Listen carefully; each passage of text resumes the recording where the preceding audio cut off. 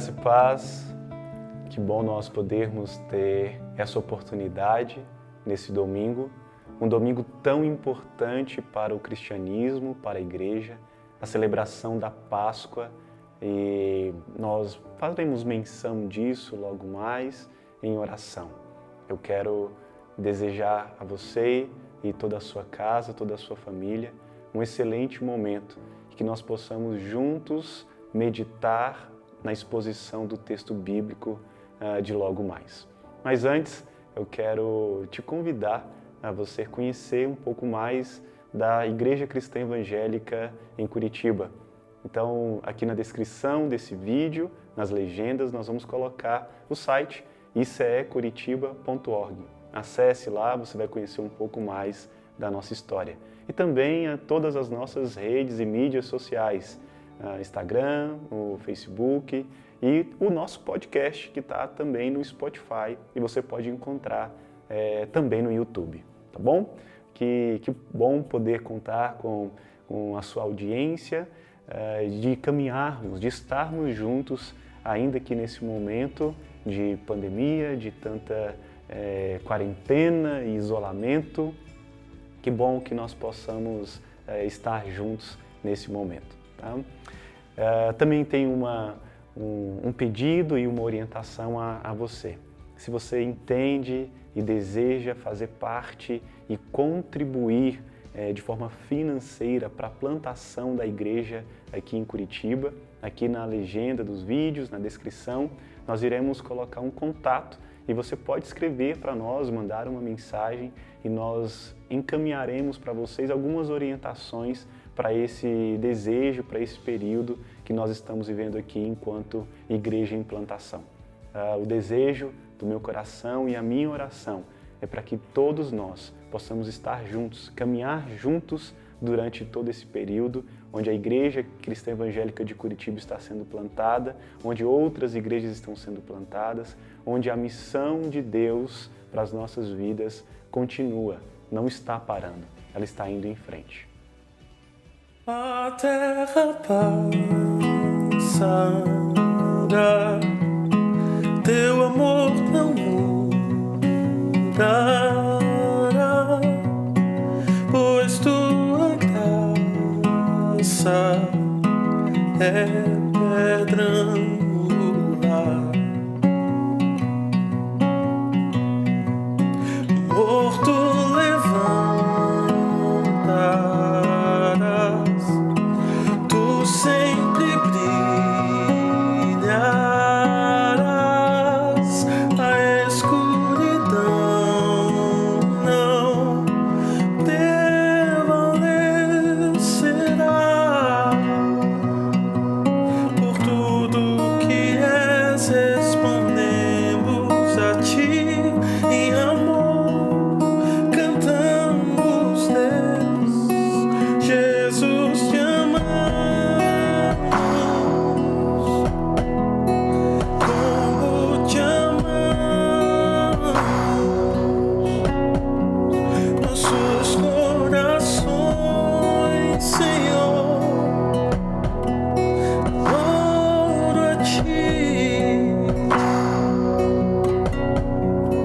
tua esperança das, o órfão achou um lar, o perdido encontra teu lugar em ti. Levantas o nosso olhar, nos fortalecerás, regenerados pela sua cruz. Por tudo que és, respondemos a ti em amor, andamos Deus, Jesus te amamos, como te amamos,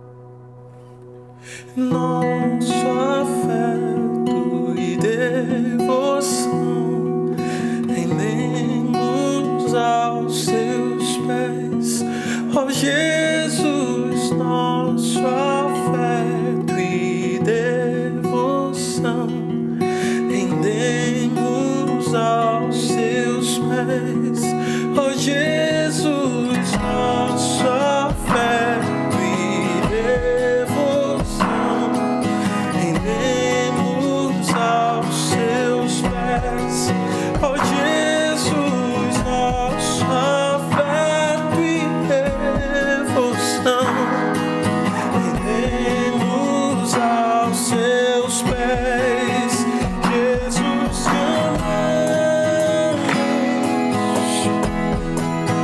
como te amamos,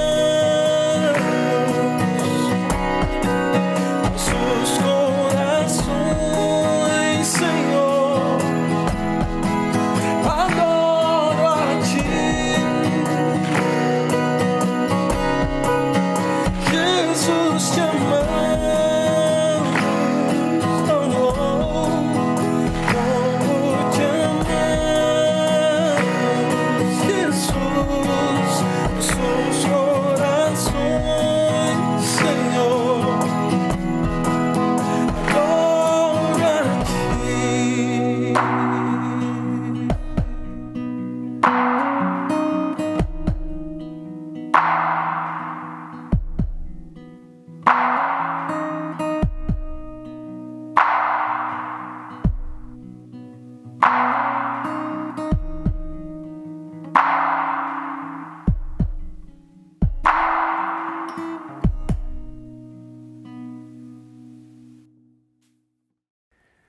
Bom, nós iremos dar sequência à série de mensagens que comecei no último domingo, a liberdade, a verdade do Evangelho em Gálatas.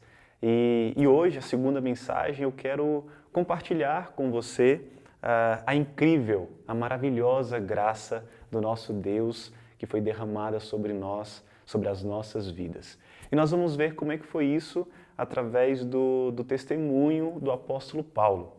E para isso eu quero que você pegue sua Bíblia, né, de forma física, sua Bíblia impressa, o exemplar, e enquanto você pega, eu quero que você abra sua Bíblia aí na carta de Paulo aos Gálatas, no capítulo 1, e eu lerei, quero que você acompanhe do verso 10 até o verso 24. Tá bom? Então, vou dar um tempinho aqui, enquanto você pega aí sua Bíblia e abra em Gálatas 1, do verso 10 até o 24. Eu quero ler na Nova Almeida Atualizada, uma versão um tanto mais recente, e a versão que nós vamos utilizar provavelmente durante toda essa série. E em algum momento específico, se eu for utilizar uma nova versão, uma outra versão, eu vou sempre falar. Eu penso ser bem interessante falar isso para nós acompanharmos e sabermos qual é a versão que nós estamos utilizando, tá bom? Então é isso aí. Gálatas, capítulo 1, versos 10 a 24.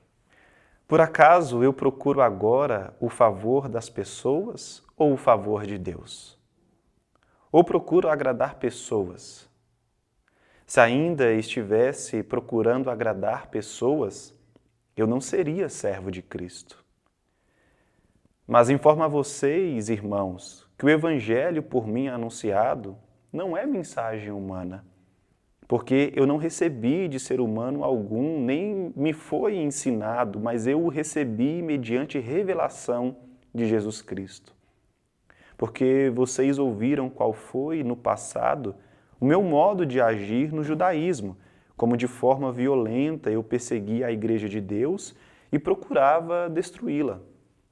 E na minha nação, quanto ao judaísmo, levava vantagem sobre muitos da minha idade.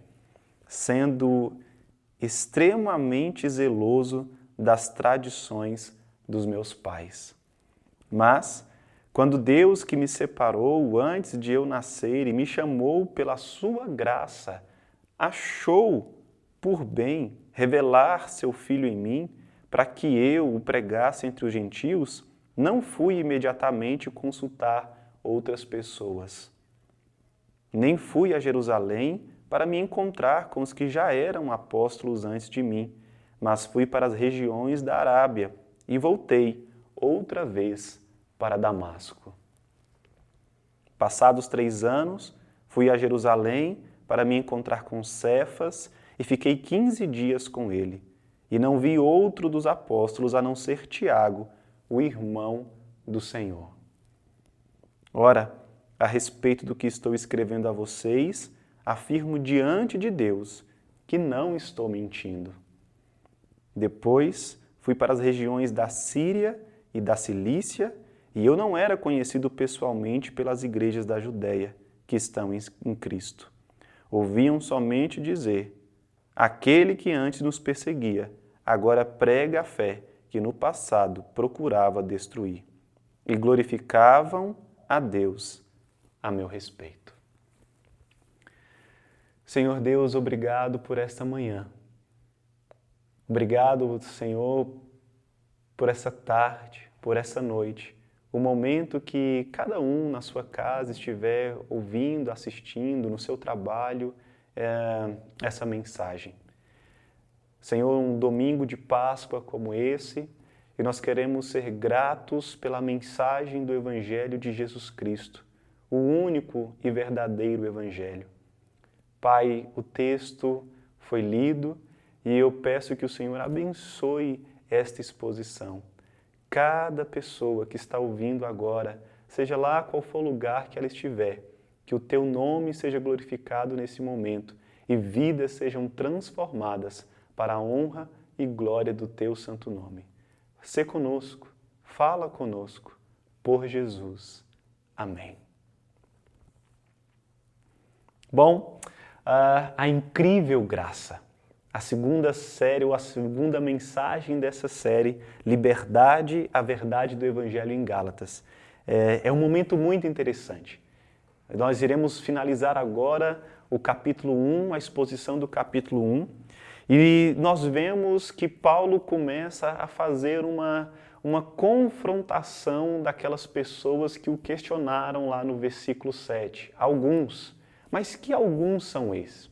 Então Paulo, no momento de mostrar o seu testemunho, de falar aquilo que ele fez e aquilo principalmente que ele havia feito, ele passa a compartilhar que fez muitas coisas terríveis, que grandes coisas terríveis Paulo fez. Ele de fato era um perseguidor da igreja, alguém que em um momento, digamos que no ápice da sua perseguição, consegue uma carta que o libera para poder perseguir e matar cristãos, como nós vemos nos Atos do Espírito Santo na vida dos apóstolos, e ele consentindo, por exemplo, com a morte do jovem Estevão. Quando Jesus o encontra, ou seja, encontra Paulo na estrada para Damasco, ele já havia matado muita gente inocente. E matado pode-se entender tanto do ponto de vista de que ele o fez ou de que ele o permitiu, de que ele mandou que aquela pessoa, aquele cristão, fosse morto. Antes da conversão, Paulo era um grande cumpridor das regras religiosas. Esse é outro aspecto que ele deixa bem claro no seu testemunho, no compartilhar aqui no final desse capítulo 1. Ele tinha a consciência de que ele era alguém que cumpria de fato todas as regras da sua religiosidade do judaísmo. Ele era um homem cheio de orgulho. No entanto, apesar de tudo, ele havia sido não apenas salvo por Cristo, mas também chamado para ser pregador e líder da fé. Esse é Paulo. Esse é o homem que é o chamado último dos apóstolos. Seu depoimento é um testemunho poderoso do coração pulsante do cristianismo, o incrível evangelho da graça. Imaginem só, um homem que estava num extremo da perseguição ao cristianismo, ao povo cristão, e agora, de repente, ele está do outro lado, sendo trabalhado pelo próprio Deus, chamado pessoalmente, fisicamente pelo próprio Cristo, e agora se torna um líder da fé cristã, um pregador do Evangelho de Jesus Cristo. Graça e essa incrível graça é o favor imerecido e gratuito de Deus, operando de maneira poderosa na mente e coração para transformar vidas. Paulo é o exemplo claro de que a salvação é somente pela graça, não mediante nosso desempenho moral e nem mediante o nosso desempenho religioso. É somente pela graça. Anos depois, no século XVI, o grande reformador Lutero, ele vai defender isso com os 5 solas, e uma dessas solas é o somente a graça. A salvação não por desempenho humano, a salvação não por mérito humano, mas a salvação pela graça. C.S. Lewis, um escritor evangélico, defensor do evangelho do início do século XX, certa vez ele disse: o cristianismo deve ser de Deus, pois quem mais poderia tê-lo concebido? É essa fé do primeiro século, essa fé do século XVI, essa fé do início do século XX, que nos move também hoje, no século XXI, durante esse tempo que nós estamos vivendo, sobretudo agora, no meio de uma pandemia. Talvez, melhor, por certo, não vivemos nada parecido nos últimos anos, nas últimas décadas. O que está agora diante de nós é uma oportunidade de experimentarmos e comprovarmos a boa, perfeita e agradável vontade do Senhor. E a vontade de Deus para mim, para você, para os seus, é que sejamos salvos. E nós só podemos ser salvos mediante essa graça, esse favor que nós não merecemos, mas nos foi imputado por meio da morte substitutiva de Jesus Cristo. E num domingo de Páscoa como esse, nós precisamos entender: Jesus morreu, mas Jesus ressuscitou. Paulo ele começa, a partir do versículo 10, compartilhar e mostrar para nós e fazendo uma pergunta: por acaso eu procuro agora o favor das pessoas ou o favor de Deus? É uma pergunta com uma resposta óbvia. É claro que o favor de Deus. Quem é que pode fazer aquilo que Jesus Cristo fez por mim e por você, ou fez por ele? Paulo, ele começa então, a partir do versículo 11, a mostrar um breve relato, um testemunho curto, pequeno para a grandiosidade da sua história, daquilo ou de como foi que ele se tornou então um apóstolo. Informo a vocês, irmãos, que o evangelho por mim anunciado não é mensagem humana. Ele mostra e deixa claro. Paulo inicia o relato da maravilhosa e incrível graça de Jesus Cristo e como foi convertido. O que ele prega não é uma mensagem humana. O que ele passa a transmitir e que ele alerta, que alguns lá no verso 7 estão como na mensagem anterior, e eu quero pedir, assista a mensagem anterior, ele fale de alguns que estão pervertendo o Evangelho. Então ele mostra aqui que ele não recebe essa mensagem de outras pessoas, ele recebe a mensagem diretamente do próprio Cristo. Verso 12, porque eu não recebi de ser humano algum, nem me foi ensinado, mas eu recebi mediante revelação de Jesus Cristo. No versículo 13, Paulo foi um homem que fez muitas coisas terríveis, como falei no início. E ele mostra e deixa claro isso. Ele não esconde o seu passado.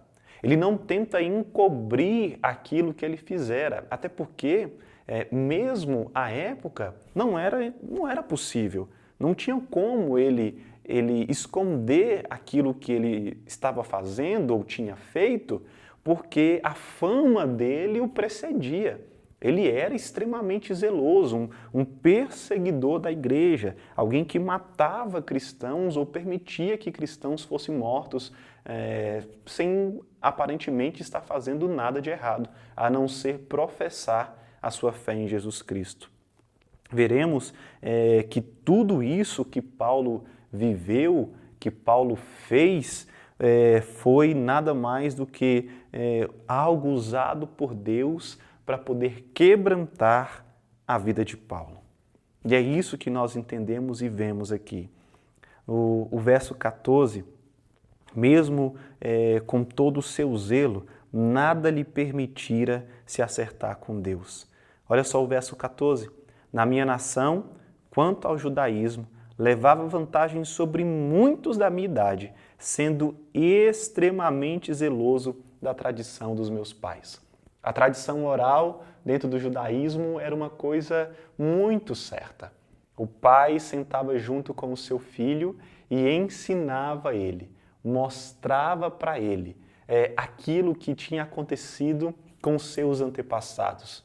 Como um bom judeu, um hebreu, um judeu, alguém que está ali sendo ensinado pelos seus pais e pelos professores também da época, das escolas dos rabinos judaicos dentro do judaísmo, ele está recebendo toda aquela tradição oral, de forma oral, toda aquela tradição que os seus antepassados viveram. E ele mostra que diante de todos os da sua idade, diante de todos os seus colegas de classe, dos seus colegas de turma, ninguém era melhor do que ele.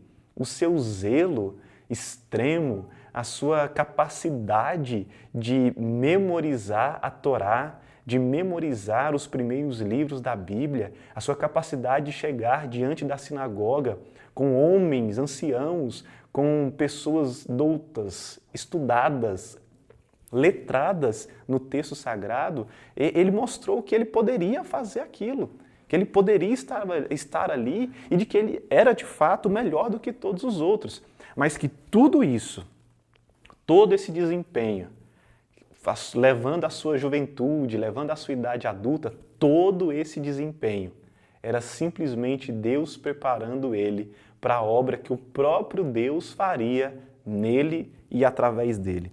E a gente vê isso, a gente entende isso. No verso 15, ele fala assim, olha, mas quando Deus, que me separou antes de eu nascer e me chamou pela sua graça, achou por bem revelar seu Filho em mim. A gente já entra no verso 16. Mas antes, o verso 15 está assim, olha, Deus derrama a sua graça amorosa sobre Paulo, não porque ele fosse indigno, não porque ele era merecedor de recebê-la, mas apenas para se deleitar ou ter prazer em fazê-lo. Ou seja, Deus derrama a sua graça porque é o deleite dele, é o prazer dele, do Senhor, fazer dessa maneira. Não é porque Paulo fosse digno, de alguma maneira, de receber isso. E fica claro aqui, no verso 15, que nós fizemos, quando eu fiz essa releitura. Nós precisamos entender que não é porque ele fez ou porque nós fazemos, mas é porque o deleite do Senhor está em imputar, em derramar da sua graça, do seu favor imerecido sobre as nossas vidas. E ele mostra isso, essa graça, e entendendo que desde antes de nascer, ou seja, na barriga da sua mãe, ainda sendo gestado, a graça de Deus já havia se manifestado sobre a vida de Paulo. E ele entende isso, compartilha isso no relato do seu testemunho. Tantas vezes nós paramos para pensar e começamos a questionar Deus. Por que a pessoa A, B ou C está sendo usada por Deus? Por que que Deus usou tal pessoa para poder pregar, para evangelizar? Aqui é um exemplo claro disso. Deus escolhe, predetermina de acordo com a sua própria vontade, o seu próprio deleite, porque essa é a vontade do Senhor para os seus, para aqueles que Ele mesmo escolheu. Deus revelou Cristo para Paulo de modo que pudesse revelar Cristo por meio de Paulo. Olha só o verso 16. Para que eu o pregasse entre os gentios, não fui imediatamente consultar outras pessoas. É isso que ele está falando. Olha a primeira parte do verso 16. Revelar em mim, ou revelar seu filho em mim, para que eu pregasse entre os gentios. E talvez essa parte do revelar seu filho em mim, a gente não compreenda ela muito no começo. Mas é isso que eu falei, é isso que está aqui. Deus, ele revela Cristo para Paulo, para que de modo assim, ele pudesse revelar Cristo por meio de Paulo. Então, revela nele primeiro, para que Deus o use então para a glória do próprio nome dele. Veja que não tem nada a ver com Paulo, mas tem a ver com, primeiro, aquilo que Deus faz nele, para ele. É muito interessante, não tem a ver com a capacidade de Paulo. Não tem a ver com simplesmente Paulo por ele. Tem a ver para as pessoas para as quais Deus estava enviando Paulo, e que no caso aqui são os gentios. O processo de contemplação e instrução de Paulo se dá na Arábia. O verso 17 mostra isso para nós. Nem fui a Jerusalém para me encontrar com os que já eram apóstolos antes de mim, mas fui para as regiões da Arábia e voltei outra vez para Damasco. Aqui Paulo está fazendo uma defesa novamente, mostrando que não existe outro evangelho, ou que ele não aprendeu naquela casa de profetas, naquela escola de profetas lá de Jerusalém, aquela escola de apóstolos de Jerusalém. Ele recebe do próprio Cristo. O seu apostolado e o seu chamado para ser apóstolo está sendo defendido aqui. Ele não aprende de outras pessoas. Veja, se Paulo tivesse aprendido de outras pessoas, talvez o discurso daqueles que estavam pervertendo o evangelho poderia ter razão.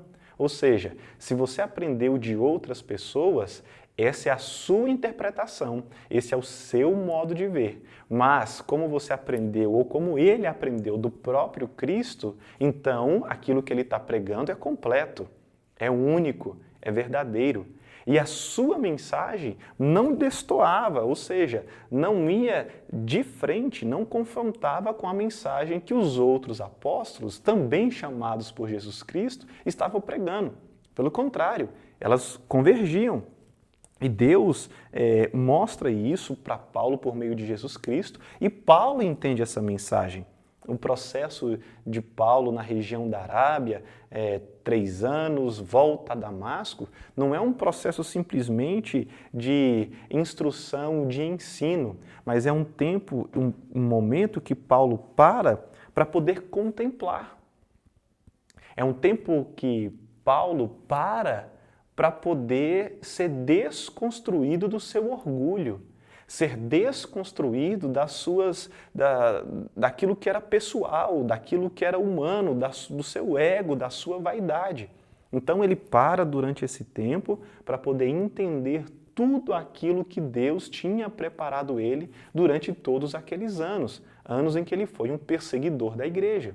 Anos em que ele se destacou no judaísmo como um rapaz, como um adolescente, como um jovem, sendo o melhor da sua idade, mas que agora toda aquela história ia ser usada para a glória de Deus, para pregar entre os gentios. Paulo, no verso 18, ele subiu para Jerusalém não para ser instruído, mas para prestar contas e promover a união. Ele não queria andar separado. Veja como é importante isso. Ele não queria estar só. Ele não queria estar longe. Ele não queria estar abandonado deixado. Olha como é importante nós andarmos juntos como uma instituição. O nosso caso aqui da Igreja Cristã Evangélica em Curitiba, uma denominação. Existe uma organização, existe uma instituição a nível nacional, para as quais eu, como pastor, presto contas, para as quais outros pastores por todo o Brasil também prestam contas. Essa é a ideia da comunhão, da união, da unidade, do corpo de Cristo, do qual Cristo é a própria cabeça. Se nós servirmos a Deus, nós precisamos entender isso. E Paulo mostra aqui. Ele vai dizer, nos versículos de 19 a 20, olha, eu fiquei por 15 dias com Cefas, que é chamado Pedro, e não encontrei outro apóstolo, outro discípulo de Jesus Cristo, que Jesus chamou, a não ser Tiago, que é o seu irmão, o irmão do Senhor, o irmão de Jesus. Eu não encontrei nenhum além desses dois. Então, como é que eu posso ter recebido ou sido instruído, ensinado por homens, sendo que só encontrei esses dois? E, na verdade, eu estou ali, ou vim aqui, essa é a ideia de Paulo, para prestar contas, para promover uma união, para estar juntos.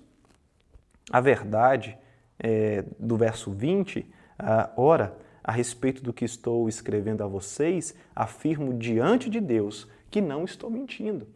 E essa verdade é que vai confrontar alguns que estavam pervertendo o Evangelho. Paulo está diante de Deus afirmando para aquelas pessoas que o que ele está dizendo é a verdade.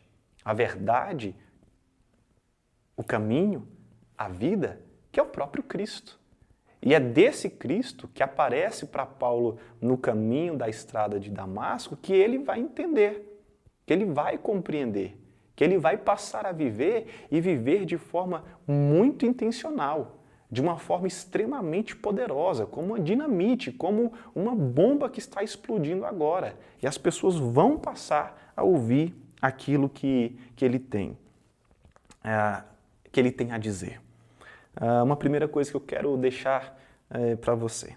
Deus não nos ama porque somos úteis. Ele nos ama pelo simples fato de que nos ama. E isso fica bem claro aqui. Não é pela nossa utilidade. É porque Ele nos ama. Ele nos ama e ponto. Em segundo lugar, nós vivemos uma época que enfatiza demais a atividade e a realização. E talvez essa época tenha sido, no mínimo, pausada nas últimas semanas. Eu vou repetir, vivemos uma época que enfatiza demais a atividade e a realização. E talvez tenhamos sido parados nas últimas semanas. E não o suficiente a reflexão e a contemplação. Veja que nos últimos dias de quarentena, onde profissionais estão sendo levados à exaustão, profissionais da saúde, de segurança, nós precisamos entender esse momento de reflexão e de contemplação. Refletir sobre quem é Deus, refletir sobre quem nós somos em Deus, passarmos a contemplar a maravilhosa, a incrível graça de Deus derramada sobre as nossas vidas. Porque, como no primeiro ponto, não é pela nossa utilidade, mas é pelo o quanto Deus nos ama, o quanto Deus nos amou. Em terceiro lugar, a mudança na vida de Paulo e seu serviço em favor dos outros não levou as pessoas a tratá-lo como uma celebridade, mas amar a Deus. O verso 24 deixa isso bem claro. E glorificavam a Deus a meu respeito. Nós precisamos entender isso. A mudança promovida pelo Espírito Santo na vida de Paulo não era para que ele ficasse famoso, para que construísse um império, para que tivesse a maior igreja, para que fosse o líder, o representante internacional da igreja do Evangelho. Não. O testemunho que ele compartilha com aquelas pessoas não é para ser uma celebridade, mas é para mostrar e para mostrar para aquelas pessoas que elas devem amar a Deus sobre todas as coisas. Eu quero aplicar isso para a sua vida. O cristianismo é um apelo para levarmos nossa vida inteira, mente e coração, a Cristo. O cristianismo não é simplesmente pegar uma parte. É tudo, é completo. Sermos levados a Deus por completo, como vemos aqui no exemplo de Paulo. Cristo não apela só à nossa mente, Ele enche o nosso coração. Não é simplesmente uma questão intelectual, é uma questão emocional. É uma questão de eu e você estarmos vivendo intencionalmente, com todos os nossos sentimentos, sentimentalmente, ligados e unidos a Deus, para que o nome de Deus seja glorificado, porque Ele nos ama. Só devemos compartilhar o nosso testemunho, só devemos falar de nós, se isso for útil para que outras pessoas entendam o amor de Deus ou como Deus nos ama. Que nós possamos aplicar isso nas nossas mentes. Nós compartilhamos nossa história, não em benefício próprio, mas para ajudar outras pessoas a entender a Cristo, para guiá-los ao incrível ou à incrível graça do Evangelho. O Evangelho da graça, o Evangelho que nos liberta, a incrível graça de Deus. Que nós possamos estar atentos às pessoas que estão próximas de nós durante esses dias. Que nós possamos atentar para os da nossa casa, rever os nossos conceitos. Que nós possamos compartilhar o Evangelho de Jesus Cristo com todas as pessoas possíveis. Ainda estamos em quarentena. Talvez, não sei como é que é na sua cidade, mas você pode falar do amor de Deus para alguém. Dessa graça, dessa incrível graça que libertou um homem, que tirou ele de ser um perseguidor da igreja e passa alguns anos depois a ser perseguido. Nós precisamos entender que a graça de Jesus nos liberta, nos tira toda dor, nos tira todo medo. Que nós possamos orar nesse momento. Pai, obrigado, Senhor, por essa incrível graça. Obrigado porque o Senhor se manifesta a nós e durante a história da nossa caminhada, durante a construção dos nossos dias e anos, o Senhor usa todas as coisas para o benefício da glória do Teu santo nome. Que possamos ser, meu Deus, usados e instruídos como Paulo foi. Que possamos nos recolher e possamos nesse tempo, Pai, de quarentena, sermos levados à contemplação da graça incrível do Senhor. Que possamos ser, durante esse tempo, sermos levados a uma reflexão das nossas atitudes, do nosso caráter, para a honra e glória do Teu santo nome. Seja conosco, Pai, durante todo esse mês, durante todo esse ano, para que o Teu nome seja exaltado e glorificado em nós e através de nós, como foi também aqui, como lemos no testemunho do apóstolo Paulo. Obrigado, Deus, por esse tempo. Eu sou grato por tudo, por Jesus. Amém. O Senhor Deus, Ele seja com você em todo esse tempo. Mais uma vez, eu quero te pedir, quero te encorajar a acessar o nosso site, icecuritiba.org. Acesse todas as nossas redes e mídias sociais, textos que estou escrevendo, vídeos, todo o material que nós estamos produzindo. É para que você seja edificado durante esse tempo tão difícil de isolamento social. Deus abençoe a sua vida, em nome de Jesus.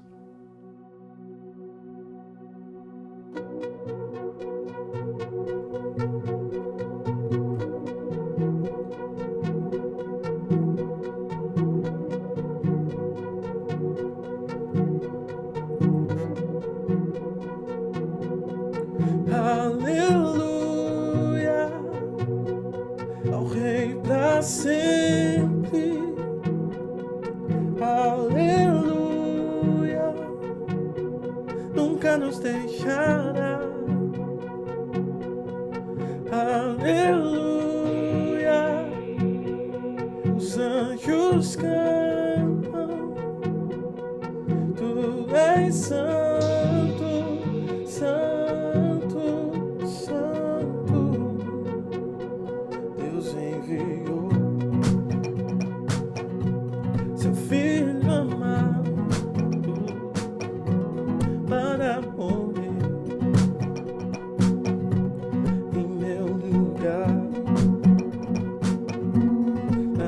sofreu por meus pecados, mas ressurgiu, vivo com o Pai está, porque Ele vive, posso crer no amanhã, porque Ele vive, temor não há, mas eu bem sei, eu sei que a minha vida está nas mãos do meu Jesus, vive está. E quando enfim chegar a hora em que a morte enfrentarei, sem medo então terei vitória, verei na glória o meu Jesus que vive estás, porque Ele vive, posso crer no amanhã, porque Ele vive, temor não há, não, não, não, mas eu pensei, eu sei que a minha vida está nas mãos do meu Jesus, que vive estás, aleluia, aleluia, ao Rei pra sempre, aleluia, nunca nos deixará, aleluia, os anjos cantam, tu és santo, santo, santo, aleluia, ao Rei pra sempre, aleluia, nunca nos deixará, oh aleluia, os anjos cantam, tu és santo, santo, santo, porque Ele vive, posso crer no amanhã, porque Ele vive, amor não há, mas eu bem sei, eu sei que a minha vida está nas mãos do meu Jesus que vive está.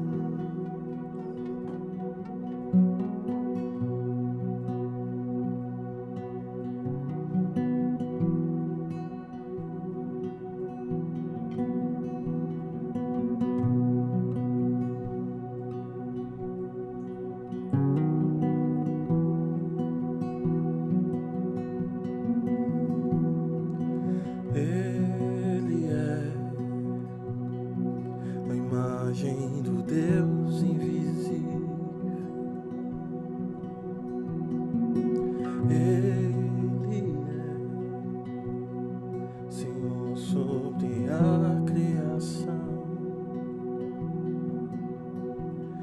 pois nele foram criadas todas as coisas, os céus e na terra, sejam tronos, soberanias, poderes ou autoridades. Ele é antes de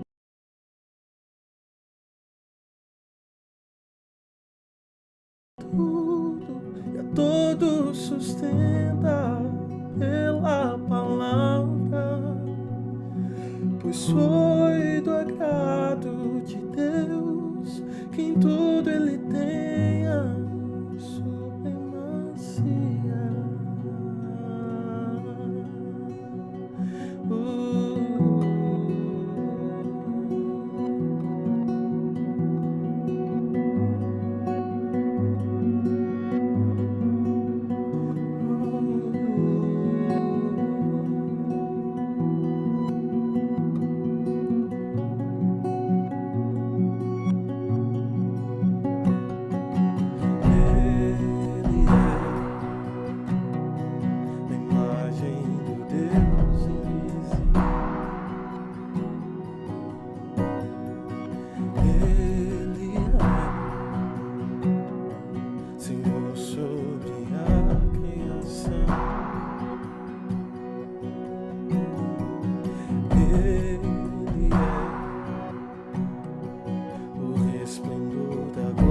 Do Pai,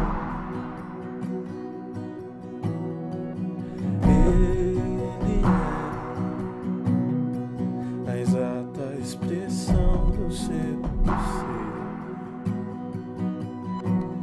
pois nele foram criadas todas as coisas nos céus e na terra, sejam soberanias, poderes ou autoridades, e Ele é antes de tudo e a todos sustenta pela palavra, pois foi do agrado de Deus que em tudo Ele tenha supremacia.